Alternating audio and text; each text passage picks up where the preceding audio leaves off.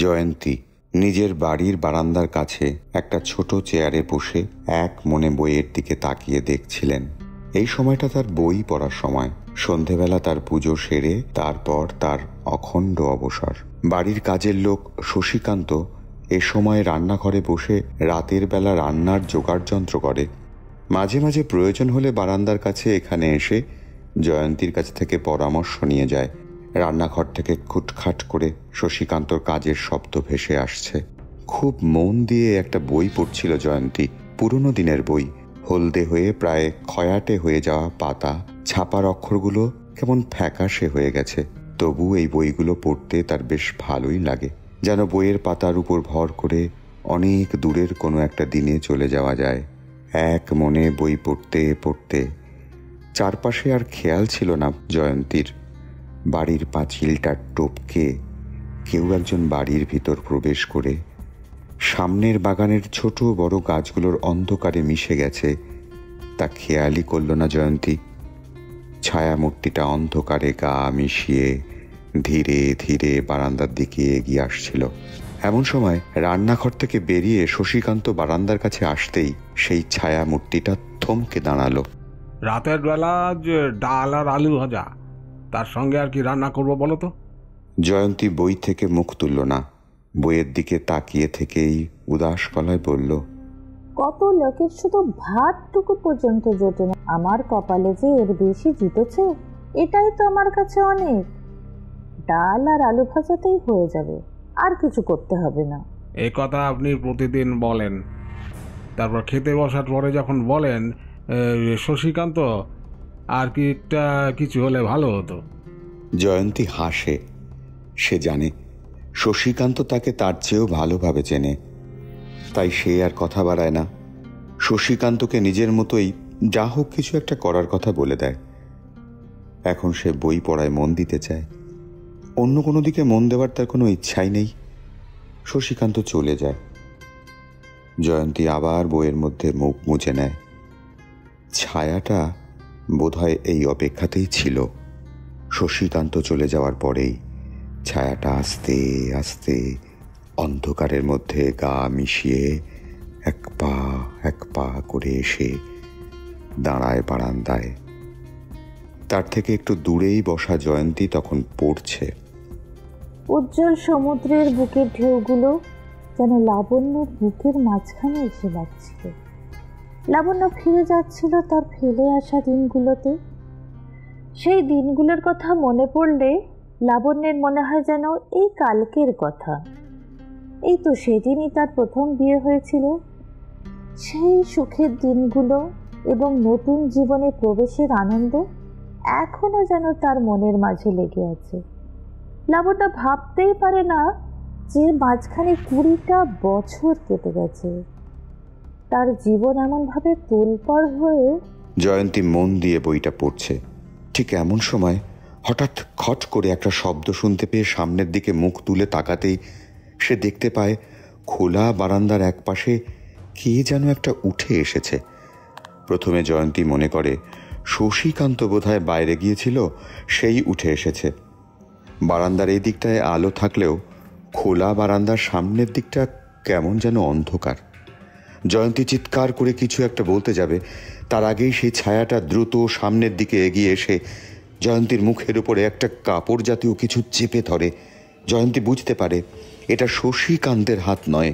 শুধু দুহাতে সেই হাতটা ছাড়াতে গিয়ে বোঝে সেই হাতে প্রচণ্ড জোর রয়েছে। জয়ন্তীর মুখের ওপর যে প্রচণ্ড চাপটা বসেছে তাতে তার মুখের সামনের অংশে প্রচণ্ড ব্যথা হচ্ছে। একটা হাত তার গাড়ের কাছে এসে পড়েছে। জয়ন্তীর বয়স হয়েছে, দুদিক থেকে এত প্রচণ্ড চাপ সে সহ্য করতে পারে না। গাড়ের কাছে প্রচণ্ড যন্ত্রণা শুরু হয়ে যায়। এমনিতেই একবার গাড়ের সমস্যার জন্য তাকে ডাক্তারের কাছে যেতে হয়েছিল। গাড়টা ভালোভাবে সে নাড়াচাড়া করতে পারছে না। জয়ন্তী নিজের হাতের বইটা কখন যেন নিচে ফেলে দিয়েছে। দুহাতে ছাড়াবার বৃথা চেষ্টা করতে করতে সে মুখ তুলে তাকায় সামনের দিকে। সামনের মূর্তিটার মুখটা দেখা যায়, কিন্তু অন্ধকারে ভালোভাবে বোঝা যায় না। আলোটা এসে পড়ছে মূর্তিটার মাথার পিছন দিক থেকে, তবুও যেন এক পলকের জন্য তাকে চেনা বলে মনে হয়। কোনো রকমে কিছু বলতে যাবে, এমন সময় রান্নাঘর থেকে শশীকান্তর গলা ভেসে আসে। কি হলো? একটা শব্দ শুনতে পেলাম বলে মনে হলো বড়মা, তুমি ঠিক আছো তো? কথা বলতে বলতে শশীকান্তর পায়ের শব্দ রান্নাঘর থেকে বেরিয়ে বারান্দার দিকে আসছিল। মুখ তুলে তাকায় জয়ন্তী, শশীকান্ত আসছে।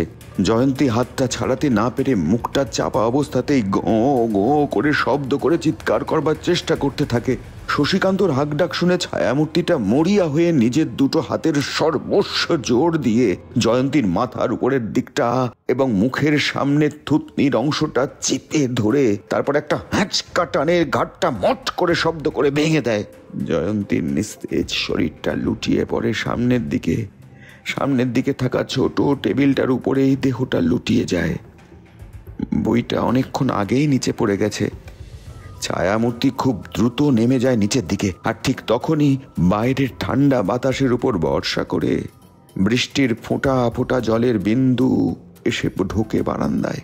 শশীকান্ত ততক্ষণে ছুটে আসে, হুমড়ি খেয়ে পড়ে থাকা জয়ন্তীর দুটো শূন্য চোখের দিকে তাকিয়ে দেখে। সে দেখে জয়ন্তী দুটো শূন্য চোখের দৃষ্টি সোজা তাকিয়ে রয়েছে খোলা জানলার দিকে। শশীকান্ত দৃশ্যটা দেখে প্রথমে থমকে দাঁড়ায় কিছুক্ষণ, কি করবে বুঝতে পারে না। জয়ন্তীকে টেবিলের থেকে তুলে জাগানোর চেষ্টা করে। এরপর কান্না ভেজা গলায় শশীকান্ত বলতে থাকে, বড়মা, বড়মা, শরীর খারাপ হয়েছে তোমার? কি হলো, কি হলো, এমন করে রয়েছো কেন? চাপা অন্ধকারের ভিতরে দাঁড়িয়ে থাকা ছায়ামূর্তিটা নিশ্চিত হয়ে যায় যে কাজ হয়ে গেছে। তারপর আস্তে আস্তে পাঁচিল টপকে নিচে নামতে গিয়ে ধপ করে একটা শব্দ হতেই শশীকান্ত চিৎকার করতে করতে ছুটে যায় পাঁচিলের দিকে। সরঞ্জিত চেয়ারের উপরে বসে একটা খবরের কাগজের পাতা উল্টাতে উল্টাতে বলল, ব্যাপারটা কিন্তু সম্পূর্ণ কাকতালীয়, তাই না? দেখ, তোর কাছে আমি এসেছিলাম জাস্ট কয়েকটা দিন দেখা সাক্ষাৎ হয়নি, সেই জন্য আর কি। কিন্তু এখানে আসার পরে যে এমন একটা কেসের সঙ্গে জড়িয়ে পড়বো সেটা কিন্তু আমি ভাবতেই পারিনি। ব্যাপারটা সে অনেকটা ফেলুদার মতো হয়ে গেল। ফেলুদা যেখানে যায় সেখানে কোনো না কোনো একটা রহস্য নিয়ে সে ঠিক জড়িয়ে পড়ে। ফেলুদা পড়তে পড়তে ছোটবেলায় যে কতবার মনে হয়েছে ফেলুদার মতো গোয়েন্দাগিরি করতে পারলে বেশ ভালোই হতো। কিন্তু সত্যি কথা কি বলতো, গল্পের বই আর সত্যিকারের গোয়েন্দার মধ্যে অনেক পার্থক্য আছে কিন্তু, তাই না? চেয়ারের উল্টো দিকে বসেছিল এখানকার থানার অফিসার দিব্যেন্দু হালদার। চায়ের কাপে একটা চুমুক দিয়ে সেটা নামিয়ে রেখে দিব্যেন্দু বলল, দেখ, বাস্তবের গোয়েন্দাদের কিন্তু অনেক সমস্যা ফেস করতে হয়, যেটা গল্পের গোয়েন্দাদের খুব একটা করতে হয় না। গল্পের সমস্যা তৈরি করা হয় বলতে পারিস পাঠকদের মনোরঞ্জন করার জন্য, কিন্তু বাস্তবে গোয়েন্দাদের, বিশেষ করে পুলিশের গোয়েন্দাদের যে কত রকমের সমস্যা হয় সে কথা তুই ভালো করেই জানিস। সব থেকে বড় কথাটা কিন্তু আলাদা। বাস্তবের গোয়েন্দা কেসগুলো কিন্তু এমন মনোরঞ্জক খুব একটা হয় না, বেশিরভাগটাই খুবই বিপদসংকুল, আর তার সঙ্গে অনেক রকম সত্যি জুড়ে থাকে। এমন কিছু মিশে থাকে যেগুলো পাবলিকের খুব একটা ভালো লাগে না। মাঝে মাঝে মনে হয় এই পুলিশের কেস সলভ করার ব্যাপারগুলো নিয়ে যদি কেউ লেখালেখি করতো তাহলে সেই বই প্রচুর বিক্রি হতো কিন্তু, কি বলিস? তোর মতো করে কিন্তু সবাই ভাবেনি। তুই নিজে পুলিশের গোয়েন্দা হয়ে এমনভাবে যদি ভাবিস তাহলে কি করে হবে বলতো? শোন না, এসব কথা বাদ দে। যেটা বলছিলাম, জয়ন্তী সান্যালের ব্যাপারটা কিন্তু বড় সন্দেহজনক। কোথাও এমন কোনো ব্যাপার খুঁজে পেলাম না যাতে তাকে কেউ যদি খুন করে তার কোনো লাভ হবে। পুলিশের সবচেয়ে বড় মাইনাস পয়েন্ট কি বলতো, একটা কেস নিয়ে খুব বেশি দিন ধৈর্য ধরে সেটাকে সলভ করতে পারে না, বিশেষ করে যদি না সেটা কোনো বড় সড়ো লোকেদের ব্যাপার হয়। এই মনে কর না কেন জয়ন্তী সান্যাল যদি কোনো বড় সড়ো রাজনৈতিক দলের কিংবা কোনো বড় সড়ো মানুষ হতেন যার নাম কিংবা অন্য কোনো দিক থেকে সমাজে বেশ প্রতিপত্তি রয়েছে, তখন কিন্তু পুলিশ এই কেসের জন্য উঠে পড়ে লাগবে। কিন্তু যেহেতু সাধারণ একটা মানুষ, তাই তুই কিন্তু পুলিশের প্রফেশনটাকে ছোট করছিস। দেখ, তুই ভালোভাবেই জানিস আমি এই ধরনের চিন্তা ভাবনা নিয়ে কখনোই কাজ করি না। না না, তুই ভুল করছিস। তুই না করতে চাইলেও তোকে করতে হবে। আর ছোটখাটো খুনগুলোর ব্যাপারে পুলিশের ওপর মহলের তেমন কোনো একটা ইন্টারেস্ট থাকেই না প্রায় বলতে গেলে একরকম। সেটা আমিও দেখেছি। তবে যতক্ষণ না পর্যন্ত সেই ব্যাপারটা জটিল হয়ে পড়ে কিংবা কোনো এলাকায় সেটা সমস্যা তৈরি করে, পুলিশ নামে হলেও সেটা কিন্তু একটা চাকরিই বলতে হবে। তোকে বিভিন্ন রকম সিস্টেমের মাঝখানে থেকে কাজ করতে হয়। ওপর মহলে জবাবদিহি করতে হবে, ওপর মহলের কাছে তোকে বলতে হবে তুই কেন করছিস, কি কারণে করছিস, কোথায় করতি, ইত্যাদি ইত্যাদি ইত্যাদি ইত্যাদি ইত্যাদি। আর তা না হলে ব্যাস চাকরি চলে যাওয়ার সম্ভাবনা। ওই যে প্রাইভেট অফিসগুলো যেমন হয় আর কি, সমস্ত কাজের হিসেব ওপর মহলে দিতে হয়। মালিকের মনোপদ্য না হলে টাটা বাই বাই, মানে ছাতাই হতে হবে। পুলিশের ক্ষেত্রেও কিন্তু তেমন একটা ব্যাপার থেকেই যায়। ইনক্রিমেন্ট আটকে যাওয়া, ট্রান্সফার হয়ে যাওয়া কিংবা সাসপেনশন, অনেক কিছুই তো থাকে। তারপর আবার পাবলিকের গালাগালির চাপ। ব্যাপারটা আমি খুব ভালোভাবেই বুঝি। না হলে কি আর এমনি এমনি পুলিশের পরীক্ষা দিয়ে সমস্ত রকম পাশ করার পরে হঠাৎ করে পুলিশের চাকরি ছেড়ে দিয়ে শখের গোয়েন্দা, আর তারপর পুলিশের গোয়েন্দা হওয়ার কথা ভেবেছি নাকি? ওসব কথা শুনে লাভ নেই, আমার কথা শোন। এই জয়ন্তী হালদারের কেসটা তুই হ্যান্ডেল কর। যে কদিন এখানে আছিস সে কদিন যদি কিছু সাহায্য করতে পারিস। আমার অন্যদিকে ভীষণ চাপ, বুঝতে পারলি? দেখ, তুই যখন বলছিস তাহলে ব্যাপারটা আমি দেখবো, কোনো অসুবিধা নেই। কিন্তু তার আগে আমাকে কয়েকটা জিনিস জানতে হবে। সবার প্রথমে বলতো, এই মুহূর্তে তোর কাছে কি কি লিড রয়েছে? দেখ, সন্ধ্যার একটু পরেই জয়ন্তী সান্যালের বাড়িতে কেউ একটা এসেছিল। তার কাজের লোকের জবানবন্দিতে সেটাই জানা গেছে। জয়ন্তী দেবীর ঘাড় যেভাবে ভাঙা হয়েছে, তাতে যদি লোকটাকে কাজের লোকটি না দেখতো তাহলে ওখানে একটা ভুতুড়ে ব্যাপার উঠে আসতো। তাছাড়া জয়ন্তী সান্যালের বাড়িতে তিনি থাকেন, আর ওই সব সময় কাজের লোক শশীকান্ত থাকে। তার বাড়িও একটু ভেতর দিকে, পুরনো বাড়ি। আর শোনা যায় এক সময় তাদের পরিবার বেশ নাম করা ছিল। তারপর সময়ের সঙ্গে সঙ্গে সবকিছুই পরিবর্তন হয় এবং সবাই এখান থেকে কলকাতার দিকে চলে যায়। বাড়িটার সে সময় কয়েকজন ছিল। তারপর জয়ন্তী সান্যালের বিয়ে হয়ে যায়, কিন্তু বিয়ের 7 বছরের মাথায় তার হাজবেন্ড মারা যায়। শ্বশুর বাড়ি থেকে নানা কারণে তাকে বাপের বাড়ি ফেরত পাঠিয়ে দেওয়া হয়। তার একটা ছেলে ছিল, সেই ছেলেও নাকি 10 বছর বয়সে জলে ডুবে মারা যায়। এবার সমস্যা হলো, জয়ন্তী সান্যালের একটা ভাই ছিল। সে ভাই আজ থেকে প্রায় 10 বছর আগে কোথাও নিরুদ্দেশ হয়ে যায়। একাই থাকতেন এবং সেই সম্পত্তি একাই ভোগ করতেন। বাড়িটা ছাড়াও বেশ কিছু জমি জমা এবং আরও কিছু সম্পত্তি আছে। এই জয়ন্তী সান্যাল এবং তার ওই শশীকান্ত নামের কাজের লোকটি, তাদের দুজনের বেশ ভালোভাবেই চলে যাচ্ছিল। সবকিছু ঠিক ছিল অন্তত 10 বছর ধরে। হঠাৎ করেই এমন একটা ব্যাপারে সবকিছু যেন উল্টে পাল্টে গেল। তার মানে জয়ন্তী সান্যালের গোটা জীবন জুড়েই একটা ভীষণ রকমের ট্র্যাজেডি ছিল। মহিলা কি করতেন? হ্যাঁ, মানে এখানে আসার পর থেকে কাজবাজ কিছু করতেন কি? এখানে আসার পর জমি জমা, ঘরবাড়ি এই সমস্ত কিছু দেখাশোনা করত। এখনো সেটাই করছিলেন, যদিও বয়স হয়ে যাওয়ায় আর নিজে একা কোনো কাজ করতে পারতেন না। তার একজন কর্মচারী ছিল, বা বলা ভালো ম্যানেজার ছিল, সে এই সমস্ত দেখাশোনা করত। তার সঙ্গে আমরা কথা বলেছি। অর্থাৎ মোটিভ কিছুই খুঁজে পাওয়া যায়নি। জয়ন্তী সান্যাল মারা গেলে তার সম্পত্তি কে পাবে?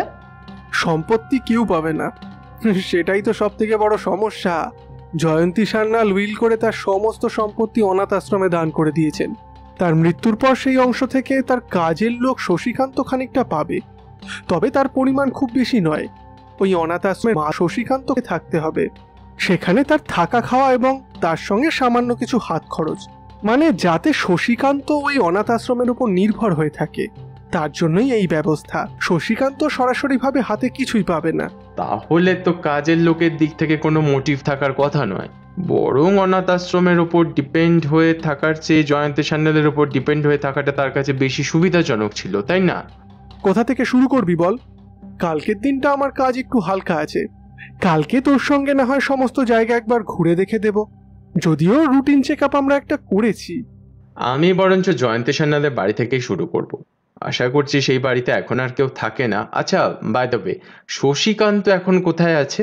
শশীকান্তকে জেল হেফাজতে রাখা হয়েছে, মানে বন্দি হিসেবে নয়, কিন্তু সন্দেহজনক ব্যক্তি হিসেবে তাকে রাখা হয়েছে। কোনো প্রমাণ না পাওয়া গেলে তাকে ছেড়ে দিতে হবে। যদিও তার বিরুদ্ধে তেমন কোনো প্রমাণ আমাদের কাছে নেই, কিন্তু জয়ন্তী সান্যালের খুনের কেসটা সমাধান হবে, তারপর সম্পত্তি আদালতে যাবে, সেখান থেকে অনাথ আশ্রম এবং তারপর শশীকান্তকে সেখানে ট্রান্সফার করার কথা ঠিক হয়েছে। তার মানে কাল যখন আমরা ওই বাড়িতে যাব তখন সেখানে কাউকেই পাওয়া যাবে না, তাই তো? জয়ন্তী সান্যালের বাড়িটা বেশ বড়, সামনে নয় পিছনের দিকে, চারপাশে বেশ খানিকটা জায়গায় ছড়িয়ে থাকা গাছপালা। শশীকান্ত নিজের হাতে এই সমস্ত গাছের পরিচর্যা করে। বাড়ির সমস্ত দরজা এখন বন্ধ। খোলা বারান্দার সামনের দিকটা দেখিয়ে দিব্যেন্দু সরঞ্জিতকে বলল, ওই বারান্দার কাছে ওখানটায় একটা চেয়ার আর সামনে একটা টেবিল ছিল। টেবিলের ওপর একটা বই রেখে জয়ন্তী পড়ছিলেন, আর প্রায় প্রত্যেকদিন সন্ধ্যার দিকেই তিনি এমনটাই করতেন। এই অপরাধী যে এসেছিল বোধহয় পাঁচিল টপকে ঢুকেছিল, কারণ লোহার পুরনো গেট খুলে ঢুকতে গেলে শব্দ হবে। পাঁচিলের ওপর দিয়ে নেমে সে এখানে আসে, আর তারপর সরঞ্জিত এগিয়ে যায় বারান্দার দিকে। বারান্দা ধরে এগিয়ে সামনের দিকে গেলে তারপরে পাশাপাশি দুটো ঘর, সেটা ছাড়িয়ে এগিয়ে গেলে রান্নাঘর, পিছনের দিকে বাথরুমের ব্যবস্থা। পুরনো আমলের বাড়ি। এ সমস্ত বাড়ি তৈরি হয়েছিল স্বাধীনতার পরবর্তী সময়ে, তাই তেমনই প্যাটার্ন বাড়িটার। কোনো একটা সময় মেরামত করা হয়েছিল। পুলিশ এবং তার সঙ্গে আরেকজনকে দেখে আশেপাশের কয়েকজন লোক জড়ো হয়েছিল। যদিও বাড়িগুলো বেশ দূরে দূরে রয়েছে, তবুও বাড়ির সামনে পুলিশের জিপ দেখে কয়েকজন অতি উৎসাহী মানুষ এসে সেখানে দাঁড়িয়েছিল। তারা নিজেদের মধ্যে কথা বলছিল। সরঞ্জিত ঘরের ভিতরটা ভালো করে দেখে নিল, তারপর বাইরে এসে বাইরে দাঁড়িয়ে থাকা লোকগুলোর সঙ্গে কথা বলার জন্য এগিয়ে গেল। দিব্যেন্দু বারণ করেছিল, কিন্তু সরঞ্জিত ওর কথা না শুনেই এগিয়ে গেল তাদের দিকে। যারা দাঁড়িয়েছিল তাদের মধ্যে একজন মধ্যবয়স্ক লোকও ছিল। আচ্ছা, আপনারা তো সকলে ভালো করেই জয়ন্তী সান্যালকে চিনতেন। তা যেদিন ঘটনা ঘটেছিল সেদিন আপনারা কেউ কি কিছু দেখেছিলেন? সেদিন সন্ধ্যের পরে ব্যাপারটা ঘটেছিল, আমরা তো কেউ কিছু দেখিনি। তবে শশীকান্ত যখন রাস্তা বেরিয়েছিল তখন শশীকান্ত চিৎকার শুনে আমরা সবাই বেরিয়ে এসেছিলাম। আচ্ছা, জয়ন্তী সান্যালকে কি মারতে পারে এমন কারোর কথা আপনাদের কি মনে পড়ছে? একটু ভেবে দেখুন তো।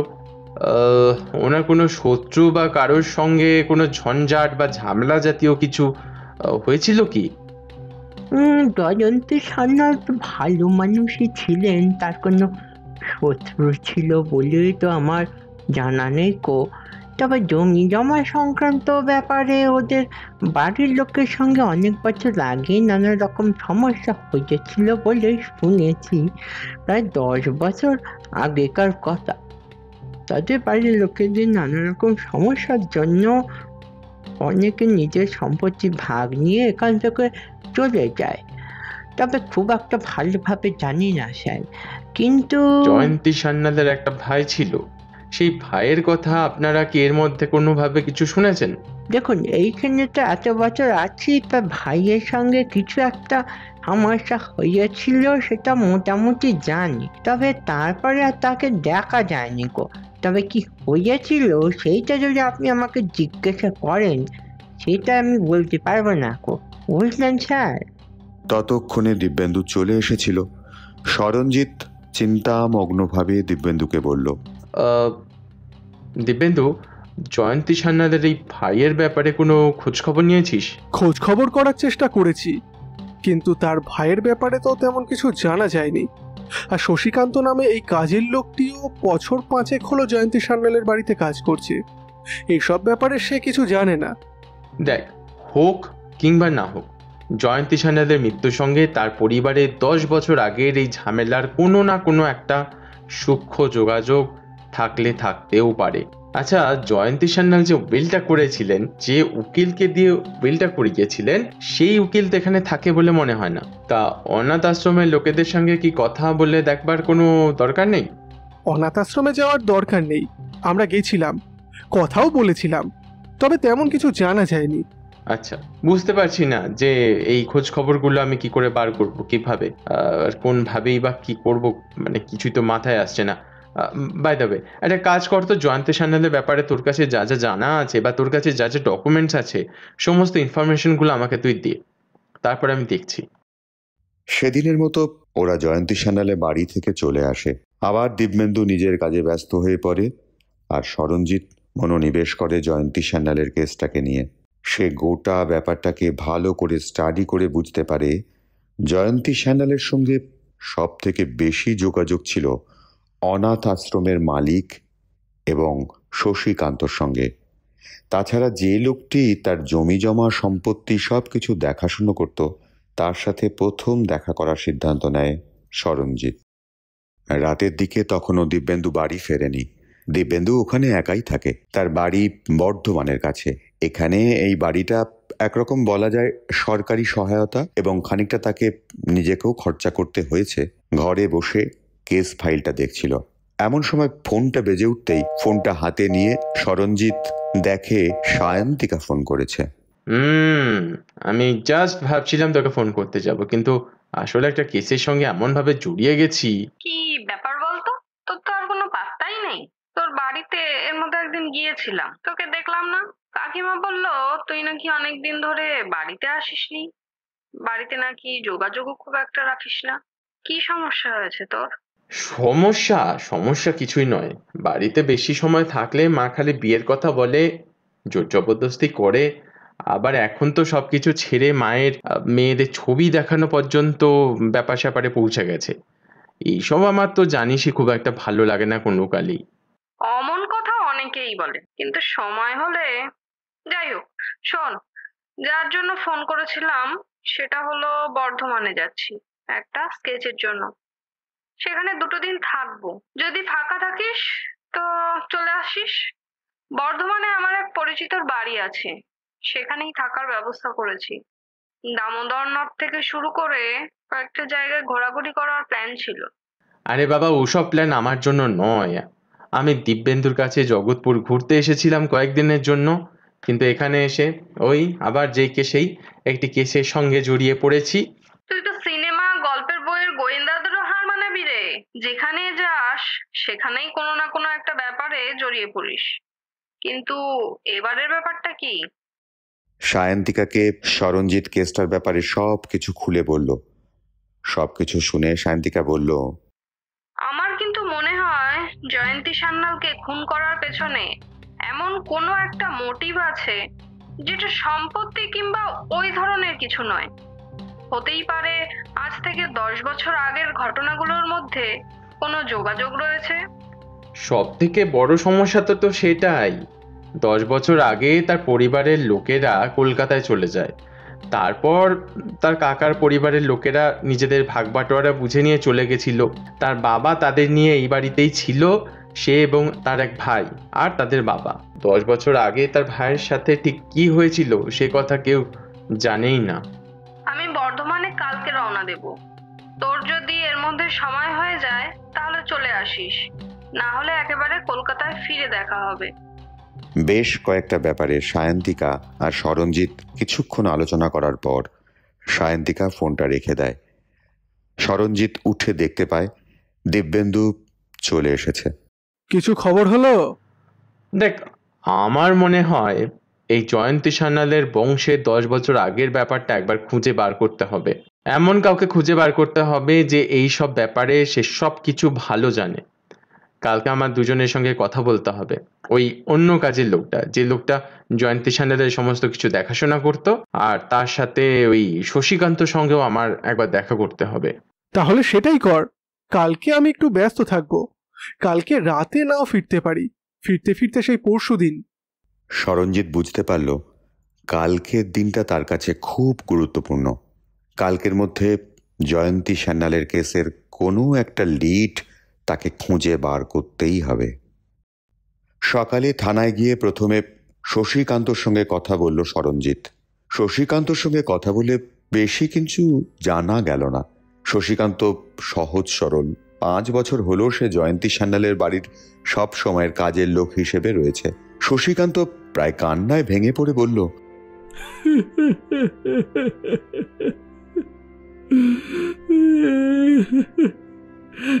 দেখুন বাবু, আমি সত্যি বলছি, আমি কিছু জানি না। বড় মা যে অমন হবে সে কথা যদি আমি জানতাম, তাহলে বড় মাকে ছেড়ে কোথাও যেতাম না। একটুখানি রান্নাঘরের দিকে গেছি, তারপরে এমন ব্যাপার। আমি যদি বড় মাকে ওখানে ছেড়ে না যেতাম, তাহলে বড় মার গায়ে কেউ হাত দিতে পারতো না। আমার জীবন থাকতে বড় মার কোনো ক্ষতি আমি হতে দিতাম না। দেখো শশীকান্ত, কি করলে কি হতো এইসব ব্যাপারে এখন ভেবে ইমোশনাল হয়ে কোনো লাভ নেই। তোমার ভালো করে মনে করতে হবে যে যেদিন এই ঘটনাটা ঘটেছিল তার আগে, মানে জয়ন্তী সান্যালের মৃত্যুর আগে, মানে তোমার বড় মার মারা যাওয়ার আগে এই কয়েকদিনের মধ্যে কেউ কি তোমার বড় মার বাড়িতে এসেছিল?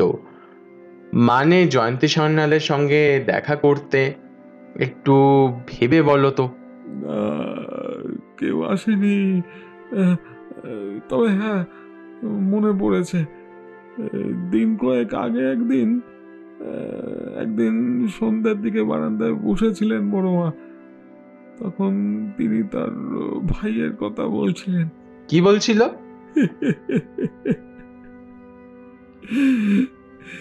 সন্ধ্যেবেলা আমি আর বড় মা বসেছিলাম বারান্দায়। বড় মা বই পড়ছিল। বই পড়তে পড়তে হঠাৎ আমার দিকে তাকিয়ে আর নোনা ভাবে বড় মা বলল, বাবা ভাইয়ের সঙ্গে খুব একটা ভালো কাজ করেনি। সমস্ত সম্পত্তি আমায় দিয়ে ভাইকে খালি হাত করে দেওয়াটা ঠিক কাজ হয়নি। কিন্তু বড় মা, তুমি তো বলেছিলে তোমার ভাই এখান থেকে চলে গিয়েছিল কোথায় যেন একটা।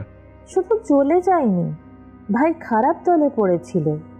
তাদের সঙ্গেই এখানে ওখানে ঘুরে বেড়াতো। মাঝে মাঝে বাড়ি ফিরে আসলেও আবার কখনো কখনো আসতোও না। শেষবার ওই কাকারা যখন সব কিছু ছেড়ে নিজেদের সম্পত্তি ভাগ বুঝে নিয়ে এখান থেকে চলে গেল, তার আগেই ভাই একবার এসেছিল। সরঞ্জিতের মাথায় যেন বিদ্যুতের ঝলক খেলে যায়।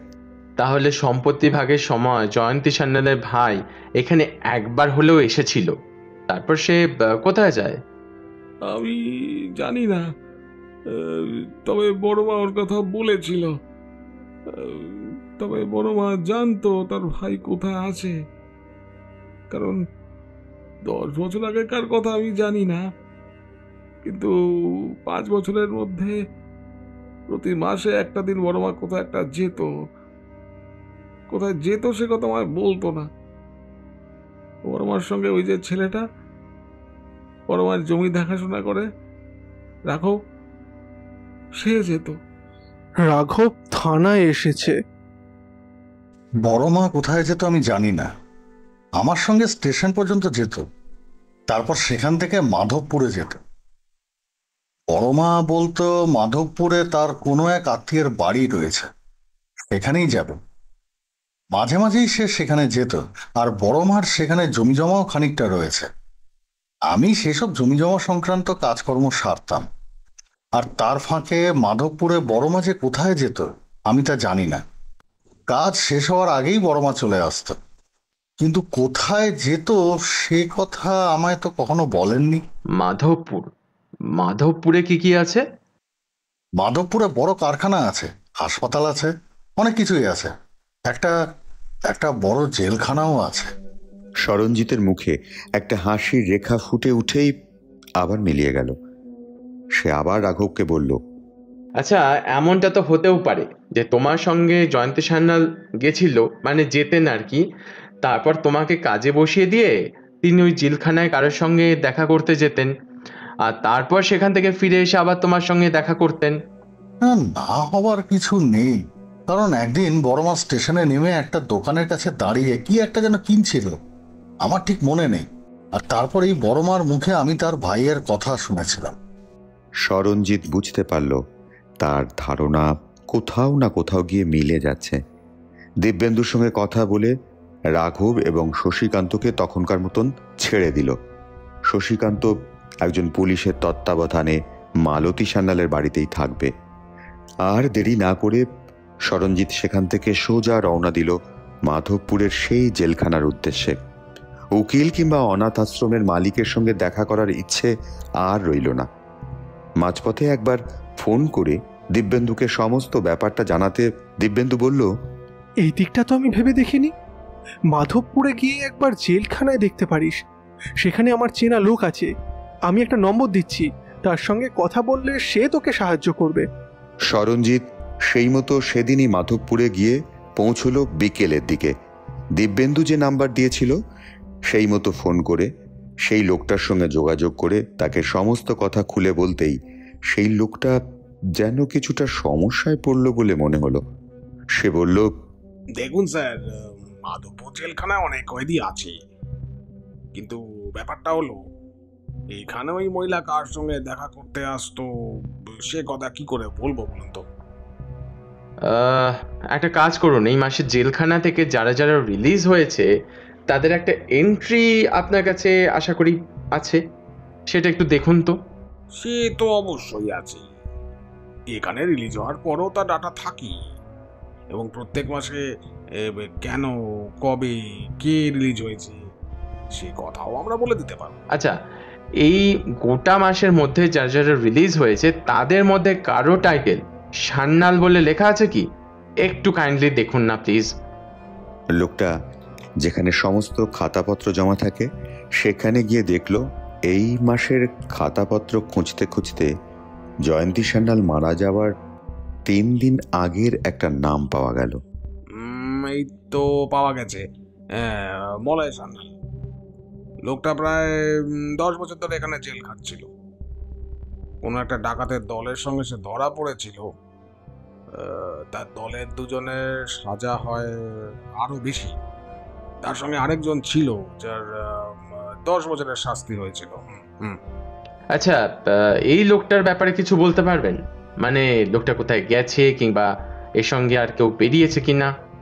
লোকটার সঙ্গে আরো একটা লোকের নাম বেরিয়েছে, হ্যাঁ, তার নাম গদাধর। এই গদাধরের কথা আমার মনে আছে। তাকে এখানকার লোকেরা বন মানুষ বলে ডাকতো। কেন?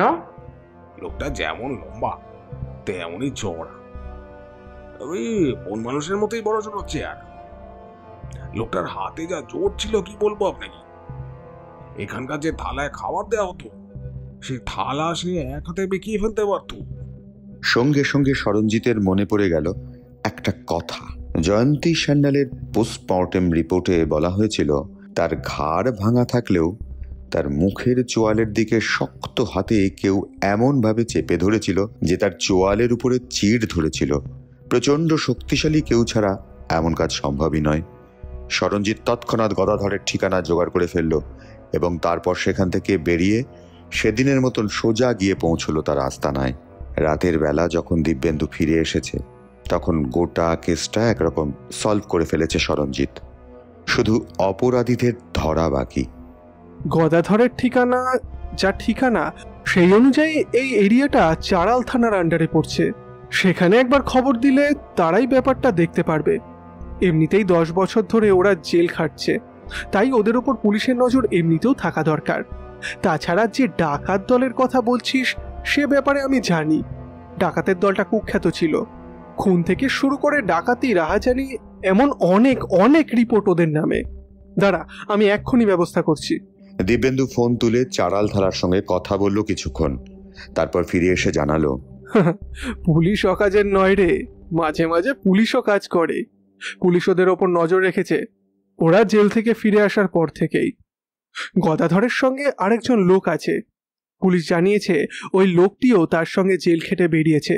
তাদের ওপর নজর আছে, কোনো রকম এদিক ওদিক কিছু করতে দেখলেই তাদের তুলে নিয়ে আসবে আবার।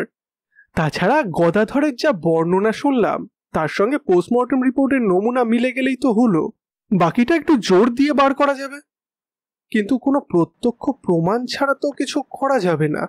ওদের দুজনকে তুলে আনতে পারলেই হবে। আর আমার মনে হয় মলয় সান্যাল কাজটা করেছে, বুঝলি। এর আগে তার বাবা তাকে জমি জমা কিছুই দেয়নি। সময়টা ভেবে দেখ, 10 বছর আগে তাদের সম্পত্তি যখন ভাগ হয় সেই সময় উইল করে সমস্ত সম্পত্তি জয়ন্তী সান্যালের নামে তার বাবা লিখে দিয়েছিলেন। তারপরে তাদের বাড়িতে ঝামেলা হয় এবং সেই সময় সেখান থেকে বেরিয়ে যায় মলয় সান্যাল, আর তারপরে ধরা পড়ে এবং তারপরেই কিন্তু সে জেলটা খাটে। সরঞ্জিত আর কিছু বলল না। দিব্যেন্দুর কথা মতো চারাল থানার লোকেরা গদাধর এবং মলয়কে পাকড়াও করল। পরদিন সকালেই পুলিশের জিপে দিব্যেন্দু আর সরঞ্জিত রওনা দিল চারাল থানার উদ্দেশ্যে। আমি কিছু করিনি, শুধু শুধু আমাকে ফাঁসিয়ে দেওয়ার চেষ্টা করছেন আপনারা। শুধু শুধু ফাঁসিয়ে দেওয়ার চেষ্টা করছি? কি বলছো কি একটু ভেবে বলো। জেলে থাকার সময় তোমার দিদি জয়ন্তী সান্যাল তোমার সঙ্গে মাঝে মাঝেই দেখা করতে যেতেন। জেলের এন্ট্রিতে তার রিপোর্ট রয়েছে। তখন জয়ন্তী সান্যালের সঙ্গে তোমার কথাবার্তার সময় আশেপাশে থাকা লোকগুলোর থেকে সেই সব তথ্য জানা গেছে এবং তুমি বলেছিলে যে বেরিয়ে এসে প্রথম যে কাজটা তুমি করবে সেটা হলো জয়ন্তী সান্যালের খুন। আর এই কথাটা যে মিথ্যে নয় সেটা তুমি বলতে পারবে? রাগের মাথায় ওসব কথা আমি বলেছি, কিন্তু তার মানে এটা নয় যে বেরিয়ে এসে আমি সেই কাজটাই করব। তোমার বেরিয়ে আসার 3 দিনের মধ্যেই জয়ন্তী সান্যাল মারা যায়, অথচ সেই 3 দিনের মধ্যে তুমি এবং গদাধর এখানে আসোনি। তোমরা এসেছো তার পরের দিন সকালে। এই 3 দিন তোমরা কোথায় ছিলে? ওখানে আমাদের এক পরিচিত আছে, সেখানে 3টা দিন ছিলাম, কিন্তু আমরা ওই মহিলাকে মারিনি। আচ্ছা গদাধর, তোমার হাঁটুতে চোট লাগলো কি করে? আমার হাঁটুতে? ওই পড়ে গেছিলাম, পড়ে গিয়েই তারপরে চোট লাগে। আবার বলছি, ভালোয় ভালোয় যদি এখন সবকিছু স্বীকার করো তাহলে তোমাদের পক্ষেই ভালো, না হলে কিন্তু পুলিশের হাতে পড়লে বড় বড় অপরাধীরাও পর্যন্ত সব কিছু স্বীকার করতে বাধ্য হয়েছে। আমরা যে কিছু করেছি তার কোনো প্রমাণ আছে? কোনো প্রমাণ নেই। আপনারা এইভাবে জোর করে আমার মুখের কথা বার করতে পারবেন না। আচ্ছা, কথা বার করতে পারবো না? ঠিক আছে, 2 ঘন্টা তোমাদের দুজনকে পুলিশের হাতে ছেড়ে দিলে এমনি বাপ বাপ করে সমস্ত কথা বলতে শুরু করবে। সরঞ্জিত, ছেড়ে দে, এরা ভালো কথাই মানবে না। তাহলে কয়েকটা কথা বলা যাক। জয়ন্তী সান্যাল নিজের সমস্ত সম্পত্তি এক অনাথ আশ্রমে দান করে দিয়ে গেছেন। তার মৃত্যুর পরে সেই সম্পত্তি অনাথ আশ্রম পাবে, কিন্তু সেই সম্পত্তির একটি অংশ শশীকান্ত এবং মলয় সান্যালের নামেও তিনি দিয়ে গেছেন। উইলটা ভালো করে দেখতে গিয়ে সেই ব্যাপারটা আমি জানতে পেরেছি। তবে তার জন্য অবশ্যই মলয় সান্যালকে অনাথ আশ্রমের উপরে নির্ভরশীল হয়ে থাকতে হবে এবং তাকে সারা জীবন সেখানেই থাকতে হবে, যাতে গোটা জীবনটা শশীকান্ত এবং মলয় সান্যালকে আর কোথাও যেতে না হয়। তার জন্যই এই ব্যবস্থা। কিন্তু আমায় যদি এই সম্পত্তি দিয়ে যায় তাহলে আমায় সে কথা জানালো না কেন? আসলে এই কথা শোনার মতো অবস্থায় তুমি কখনোই ছিলে না। কলকাতায় তোমার কাকাদের সঙ্গে আমি যোগাযোগ করেছি। তুমি বাড়ি ছেড়ে চলে যাওয়ার পর তোমার কাকাদের সঙ্গে তোমার বাবার ঝামেলা হয়, তারপরেই সম্পত্তি ভাগাভাগি হয়ে যায়। তোমার কাকারা সম্পত্তির অংশ বুঝে নিয়ে বেশ কিছু টাকা নিয়ে এখান থেকে চলে যান। তাতে তোমাদের অর্থের পরিমাণটা একেবারেই তলানিতে গিয়ে ঠেকেছিল। তারপর তোমার বাবার মৃত্যুর পর জয়ন্তী সান্যাল একা হয়ে পড়েন। তখনই তিনি শশীকান্তকে খুঁজে পান বাড়ির কাজকর্ম দেখাশোনা করার জন্য, আর রাঘবের ওপরে উনি নির্ভর করেছিলেন সমস্ত জমি জমা সম্পত্তি দেখাশোনার ভার দিয়ে। সমস্ত টাকা তিনি অনাথ আশ্রমে বেল করে দিয়ে গেছেন, আর শশীকান্তর জন্য সেখানে থাকার ব্যবস্থা করে দিয়ে গেছেন তিনি। আর সে উইলে তোমার জন্য তিনি কিছুই রেখে দিয়ে যাননি, সামান্য অনাথ আশ্রমে থাকা এবং হাত খরচ ছাড়া। কিন্তু রাঘবের কাছ থেকে আমি একটি কথা জানতে পেরেছি, জয়ন্তী সান্যাল বেশ কিছু টাকা জমিয়ে রেখে গিয়েছেন, যে টাকা আসলে তিনি তোমার জন্য জমিয়ে রেখেছিলেন। যখন জেলে জয়ন্তী সান্যাল তোমার সঙ্গে দেখা করতে আসতেন তখন তিনি তোমাকে এই সব ব্যাপারে কোনো কিছুই বলেননি। দিদি বারবার বলতো বাবা আমায় ঠকালেও তারপরে সে আমায় ঠকাবে না, কিন্তু তার জন্য তার কাছে থাকতে হবে, সমস্ত কিছু ছেড়ে দিয়ে তার কাছে ফিরতে হবে। কিন্তু আমি জানতাম দিদি সব কিছু করছে নিজের জন্য। দিদি বাবাকে ভুলিয়ে ভালিয়ে তার কাছ থেকে সমস্ত সম্পত্তি নিজের হস্তগত করে নিয়েছে, আর তারই জন্য তার উপরে একটা রাগ ছিল আমার। এই 10 বছর ধরে দিদিকে যতবার দেখেছি ততবার রাগ বেড়েছে আমার। জয়ন্তী সান্যাল সবকিছুই জানতেন, কিন্তু এটা জানতেন না যে টাকার জন্য তুমি তাকে খুন পর্যন্ত করতে পারো। পারলে কি করে? একটু হাত কাঁপলো না তোমার? যে দিদি তোমার জন্য এত কিছু ভাবলো, যে তোমার উপর হওয়া অন্যায়ের জন্য নিজে এতগুলো দিন অপেক্ষা করলো যাতে তোমার ন্যায্য অধিকার তোমাকে ফিরিয়ে দিতে পারে, তার সাথে এরকম করতে পারলে? আমি আমি আমি খুন করিনি। আমি নিজের হাতে দিদিকে খুন করিনি। আমি তার সাথে কথা বলতে গেছিলাম। ওর মৃত্যুর 2 দিন আগে দিদির সঙ্গে কথা বলেছিলাম। তখন দিদি বলেছিল আমি যদি সবকিছু ছেড়ে তার কাছে ফিরে না যাই তাহলে সে আমাকে কিচ্ছু দেবে না। শশীকান্ত কোথায়? শশীকান্ত বাইরে গেছে। তুই তুই আমার কাছে চলে আয়। যা হয়েছে সব ভুলে গিয়ে তুই আমার কাছে চলে আয় ভাই। আমার কাছে কেউ নেই। শশীকান্ত, রাঘব সবাই তো এরা বাইরের লোক। শশীকান্ত আমায় বড় মা বলে ডাকে, আমায় নিজের চেয়েও বেশি ভালোবাসে। রাঘব আমার সমস্ত কথা শোনে। কিন্তু তুই তুই তো আমার রক্ত, আমার সব কিছুই তো তোর। আমি রাগের মাথায় উইলে অনাথ আশ্রমকে সমস্ত টাকা দিয়েছি, কিন্তু তোর জন্য আমি অন্য ব্যবস্থা করব। উইল বদলে অনাথ আশ্রম থেকে সমস্ত টাকা আমার নামে করতে হবে, তাহলেই আমি এখানে আসব। সেটা হয় না। গোটা জীবন আমি বলতে গেলে অনাথের মতোই কাটিয়েছি। ছেলেবেলায় মা মারা যায়, আর তারপরে বিয়ের পরের জীবনটাও আমার ভালো কাটেনি।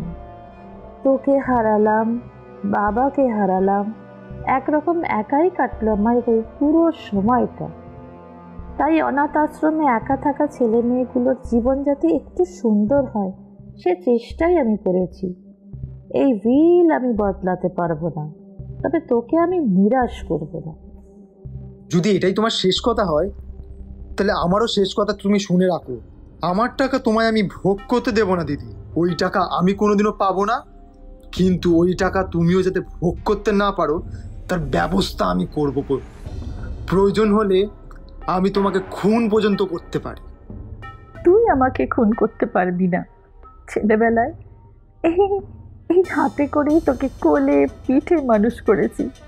মা মারা যাবার পর তোকে বড় বেশি ভালোবেসেছি রে, বড় বেশি ভালোবেসেছি। তার জন্যেই আজ এমনটা হয়েছে। বাবার কথা শুনে যদি তোকে শাসন করতাম তাহলে হয়তো এমন কিছু হতো না। বাবা ঠিকই করেছে, তোকে সম্পত্তির অংশ দিলে তুই সেই সমস্ত কিছুই এত দিনে শেষ করে ফেলতিস। ঠিক আছে, আমিও দেখে নেব কিভাবে তুমি ওই সম্পত্তি ভোগ করো। থানার ঘরের ভিতর সরঞ্জিৎ, দিব্যেন্দু, মলয়, গদাধর এবং সেই থানার এক অফিসার বসে আছে। মলয় হাউ হাউ করে কাঁদতে কাঁদতে বলল, তো তখন আমার মাথা ঠিক ছিল না। আমি কিছু বুঝতে পারিনি। দিদিকে যদি আমি বুঝতে পারতাম তাহলে হয়তো এমন কিছু হতো না। 2 দিন তোমরা তো সেখানেই রইলে।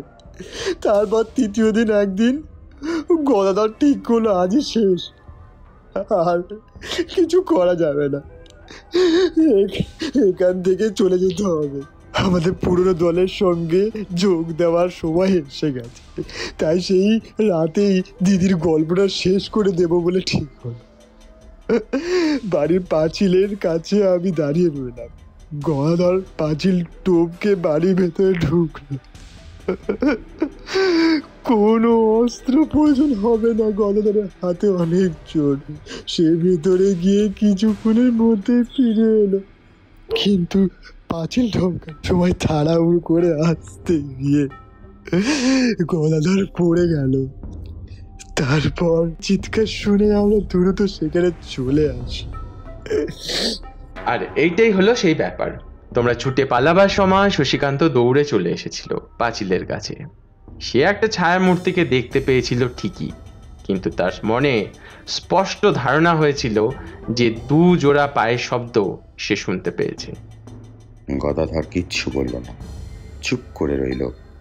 মলয় যখন সব কথা স্বীকার করে ফেলেছে তখন তার আর কিছুই বলার নেই। মলয় কান্না ভেজা গলায় আবার বলল, অনেক ভুল হয়ে গেছে। মায়ের মৃত্যুর পর দিদি আমার নিজের হাতে করে মানুষ করেছে। দিদি অনেকবার আমার এই পথ থেকে সরে আসতে বলেছিল, আমি সরিনি। শেষবার যখন ঝামেলা করে বাড়ি থেকে বেরিয়েছিলাম তখন দিদি আমাকে আটকাতে গিয়েছিল, আর কেউ আমায় আটকায়নি। বারবার ভাবতাম দিদিকে বাবা এবং বাড়ির লোকের সবাই ভালোভাবে। শ্বশুর বাড়ি থেকে ফিরে আসার পরেও দিদি উপর একটা ভরসা করতো। এখন বুঝতে পারি কেন ভরসা করতো। দিদি তুমি যেখানেই থেকো ভালো থেকো, আমায় ক্ষমা করে দিও। গদাধর সেদিন যা করেছে সব আমি করেছি। গদাধর আমার কথা শুনেই এই কাজ করেছে, তাই ওকে শাস্তি দেবেন না। ওর পরিবার রয়েছে, যা শাস্তি দেওয়ার আমায় দিয়ে দিন। এক যাত্রায় পৃথক ফল কি করে হবে বলো তো? তোমার কথা এবং গদাধরের কাজ অপরাধ দুজনেই করেছে, শাস্তি তার মানে দুজনকেই পেতে হবে। বলেছিলাম না কোনো কথা কাউকে বলবি না, বলেছিলাম না, কিন্তু তুই কথা রাখিসনি। তুই আমার দিব্যি করেছিলি, তুই আমায় দিব্যি করেছিলি যে কিচ্ছু বলবো না। গদাধরের কথা শুনে মনে হলো যেন একটা জন্তু গর্জন করছে। এও কিছু বুঝে ওঠার আগেই মলয়ের মাথাটা দু হাতে চেপে ধরে সামনের দেওয়ালের উপরে আছড়ে ফেললো গদাধরটাকে। আর প্রচন্ড চিৎকারের সঙ্গে সঙ্গে রক্ত গিলু সব কিছু ছিটকে এসে লাগলো সরঞ্জিত আর দিব্যেন্দুর মুখে। ওরা উঠে গিয়ে গদাধরকে পিছন থেকে ধরার আগেই গদাধর কাজটা করে ফেলেছে। এবার সে হাসতে লাগলো, হাসতে হাসতে বলল,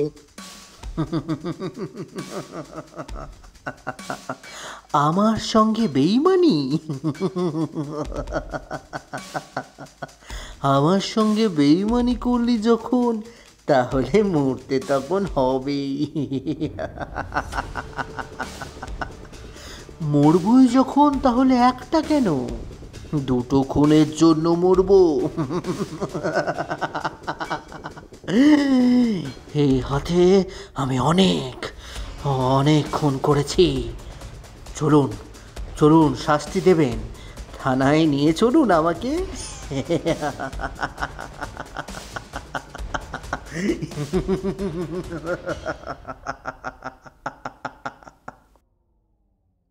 ওরা অবাক হয়ে তাকিয়ে রইল গদাধরের দিকে।